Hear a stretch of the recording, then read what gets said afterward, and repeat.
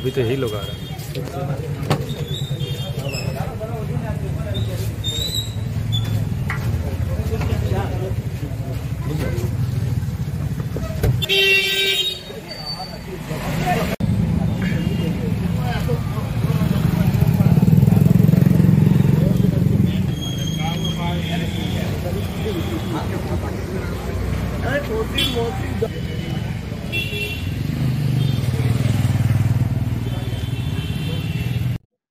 আজকে আদালতে কি হলো? আজকে কিছু না, অ্যালিজলি অ্যাকিউজ তাহসিন বাবুকে আজকে প্রেজেন্ট করা হয়েছিল কোর্টে। কিছু না, আমরা বেল প্রেয়ার করেছিলাম অ্যান্ড পুলিশ রিমান্ড প্রেয়ার করেছিল 14 দিনের জন্য। বেলটা রিজেক্ট হয়েছে। রিমান্ডটা যেহেতু 14 দিনের প্রেয়ার হয়েছিল, 14 দিন না দিয়ে 8 দিন রিমান্ডটা দেওয়া হয়েছে। আমরা কোর্টে রাখলাম যে দিস ইজ কমপ্লিটলি, যেমন আমরা জানি যে শেয়ার মার্কেটে আপ মানে টাকাগুলো উপরেও যায়, টাকাগুলো নেমেও যায়। So this is simply a lacuna of international market. যেহেতু আমরা জানি যে ইন্টারন্যাশনাল ডিসপিউট চলছে অনেক জায়গায়, তাহলে সেইটার ভিত্তিতে অনেকগুলো ডাউন গেছে। আর তাহসিন বাবু কোনোদিনই বলেননি যে আমরা টাকা ফেরত দেবো না। টাকা সবাই আশা করি ফেরত পাবেন। যদি না পান তাহলে কোর্ট জানে কি করতে হবে। তো এটা কি গোটা টাকাটা যেটা বলা হচ্ছে 350 কোটি বা আমরা জানি না। এফআইআর যেটা হয়েছে, এফআইআর এর মধ্যে 54 লাখের উনি অভিযোগ করেছেন, যেটার এগেইনস্টে আমাদের কাছে মানে তাহসিন বাবু ওনাকে 10 লাখ টাকা অন রেকর্ড ফেরত দিয়েছেন। অফ দ্য রেকর্ড যেটা উনি ক্যাশ কালেক্ট করেছিলেন, that is somewhere around like 9 lakhs or 10 lakhs rupees. তো উনি মোস্ট প্রবাবলি 50% অ্যামাউন্ট বা 50% থেকে বেশি অ্যামাউন্ট উনি পেয়ে গেছেন। This is the fact. ওইটা ফ্যাক্টটা আমরা রেখেছি বিফোর দ্য কোর্ট। বাকি টাকাটা গোটাটাই শেয়ার মার্কেটে লাগিয়ে দেওয়া হয়েছে। উনি আর কি করবেন? He is a proper trader. উনি টাকা নিয়ে ট্রেড করেছেন। এই ব্যাপারে লাইসেন্স বা এরকম কিছু ছিল? ওনার কোম্পানিটা রেজিস্টার, সেটা পুলিশের কাছে জমা আছে। পুলিশটা অলরেডি সিজ করেছে।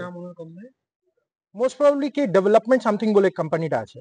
আমাদের কাছেও এখনো কাগজ আসেনি, যেহেতু ফ্যামিলি ওনার এইখানে নেই। আর পুলিশ অনেক ডকুমেন্টস গুলো আমাদেরকেও হ্যান্ড ওভার করতে দিচ্ছে না। আনটিল চার্জশিট হবে না, আমরাও ডকুমেন্ট অনেকগুলো পাবো না। আমরা জানি শেয়ারের করতে গেলে সেবির একটা অনুমতি লাগে, সেটা কি ওনার ছিল? হ্যাঁ, কি করতে গেলে security exchange board of India, সেবির যে একটা অনুমতি লাগে, যে নিশ্চয়ই থাকবে। তাই জন্য তো উনি কাজগুলো করতেন। নিশ্চয়ই আমি যেটা বিলিভ করি যে নিশ্চয়ই ওনার কাছে ছিল। So that's why he was a big trader. উনি বড় ট্রেডিং করছিলেন। পুলিশ যেটা জানাচ্ছিল যে উনি নাকি চলে যাচ্ছেন, সেখানে প্রচুর পরিমাণে অর্নামেন্টস সোনা টোনা পাওয়া গেছে। এই ব্যাপারটা কিছু বলবেন? কার অর্নামেন্টস ছিল এটা তো পুলিশ ডিসক্লোজ করছে না। বা পুলিশ ওনাকে কি অপশন দিয়েছে, বা কনসার্ন আইও যিনি ওনাকে অ্যারেস্ট করেছেন, বা বলবো ম্যানিফেস্টলি অ্যারেস্ট করেছেন, ওনাকে কি এই অপশনটা দেওয়া হয়েছিল?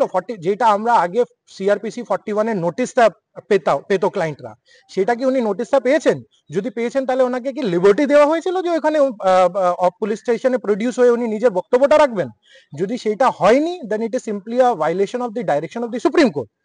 এবং ওনাকে কি এইটা অপশন দেওয়া হয়েছে বা এইটা লিবার্টি দেওয়া হয়েছে যে অর্নামেন্টস গুলো ওনার কাছে ছিল সেই ডকুমেন্ট গুলো উনি পুলিশের কাছে পরিস্থিতি করবেন? সেটাও করে দেওয়া হয়নি। সেটার জন্য আমরা পুলিশ স্পেসিফিক্যালি কোর্টকে মেনশন করেছি যে the liberty should be given to him to produce the ornament documents. সেটা কোর্ট নোট ডাউন নিশ্চয়ই করেছে। টাকা ছিল কি, তার কাছে টাকা কি উদ্ধার হয়েছে? নো, অনলি দ্য অর্নামেন্টস, যেটা উনি নিয়ে গিয়ে বিক্রি করে লোকজনকে আবার টাকাটা ফেরত দিতে চাইছিলেন। That is the fact. বিক্রি করবেন উনি কি চুরি করে তো অর্নামেন্টস গুলো নিয়ে আসেননি। ওনার বোনের, ওনার ইনলসদের, ওনার পার্সোনাল, ওইটা those were personal jewelleries of Tahsin Ahmed, সেইটা উনি বিক্রি করে লোকজনদের টাকা ফেরত দিতে চাইছিলেন। বলা হচ্ছিল যে চন্দ্রচূড় মন্দির NH-19 এর কাছ থেকে তাকে এটা ন্যাপ করা হয়েছে police. That is the prosecution story. We don't know the fact still. কত পরিমাণ সোনার অলংকার পাওয়া গেছে বলে ডিসক্লোজ করতে কিছু করেছে পুলিশ পারফেক্টলি ডিসক্লোজ করেনি, but it is been said যে 250 গ্রামস থেকে 500 গ্রামস এর মধ্যে ডিসক্লোজ করেছে। Rest they know the best. আপনার নাম? আমার নাম অ্যাডভোকেট সৈয়দ রেহান।